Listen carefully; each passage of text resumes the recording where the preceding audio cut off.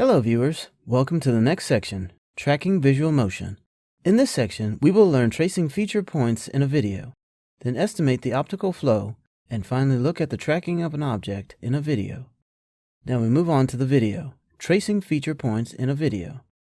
In this video, we will define a class that implements the FrameProcessor interface, and then create a feature tracker instance.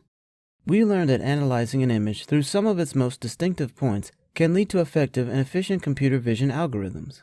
This is also true for image sequence, in which the motion of some interest points can be used to understand how the different elements of a captured scene move.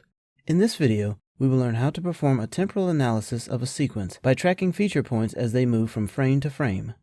So to start the tracking process, the first thing to do is to detect the feature points in an initial frame. You then try to track these points in the next frame. Obviously, since we are dealing with a video sequence, this is a good chance that the object, on which the feature points are found, has moved. This motion can also be due to camera movement. Therefore, you must search around a point's previous location in order to find its new location in the next frame. This is what accomplishes the CVAP optical flow PYRLK function. You input 2 consecutive frames and a vector of each feature points in the first image. The function then returns a vector of new point locations. To track the points over a complete sequence, you repeat this process from frame to frame. Note that as you follow the points across the sequence, you will unavoidably lose track of some of them, such as the number of tracked feature points will gradually reduce. Therefore, it could be a good idea to detect new features from time to time. We will now take advantage of the video processing framework, and we will define a class that implements the FrameProcessor interface.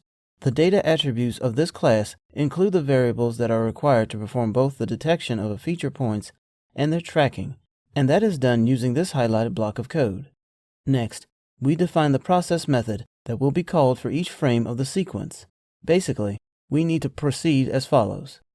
First, the feature points are detected if necessary. Next, these points are tracked. You reject the points that you cannot track or you no longer want to track. You are now ready to handle the successful tracked points. Finally, the current frame and its points become the previous frame and points for the next iteration. Here you can see the block of code which does this operation. Now let's see what does this code do, and its implementation. First, to convert to gray level image, we have used these 2 lines and move further. Here the if loop is used in order to add new feature points. For the first image of the sequence, we have used another if loop here. To track the feature points, we have used CVAP optical flow PYRLK function. To loop over the track point to reject some, we have defined this for loop, and to keep this point in vector, we have defined these 2 lines.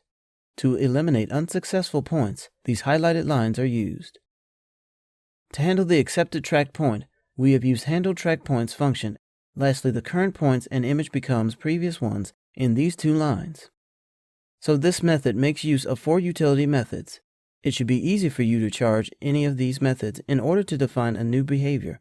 For your own tracker, the first of these methods detects the feature points. Note that we have already seen the CV good feature to track function, and that is done using this block of code. The second method determines whether new feature points should be detected. This will happen when a negligible number of track points remain. The third method rejects some of the track points based on a criteria defined by the application. Here, we decided to reject the points that do not move, in addition to those that cannot be tracked by the CVAP optical flow PYRLK function. We consider that non-moving points belong to the background scene, and are therefore uninteresting through this block of code. Finally, the fourth method handles the tracked feature points by drawing all the track points with a line that joins them to their initial position, that is, the position where they were detected the first time on the current frame. A simple main function to track the feature points in a video sequence would then be written as follows. So now it's time to check the result of our program. Here we go. The resulting program will show you the evolution of the moving tracked features over time. For example, in this video, the camera is fixed. The young cyclist is therefore the only moving object.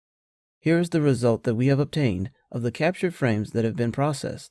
So to track the feature points from frame to frame, we must locate the new position of a feature point in the subsequent frame. You can also specify the termination criteria, which define the conditions that stop the iterative search. The sixth parameter of the CVCalc optical flow PYRLK contains the residual mean square error that can be used to assess the quality of the tracking.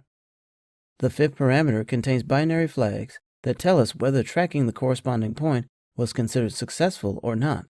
This represents the basic principles behind the Lucas-Canade tracker. The current implementation contains other optimizations and improvements that make the algorithm more efficient in the computation of displacement of large number of feature points. Here we have come to the end of the video.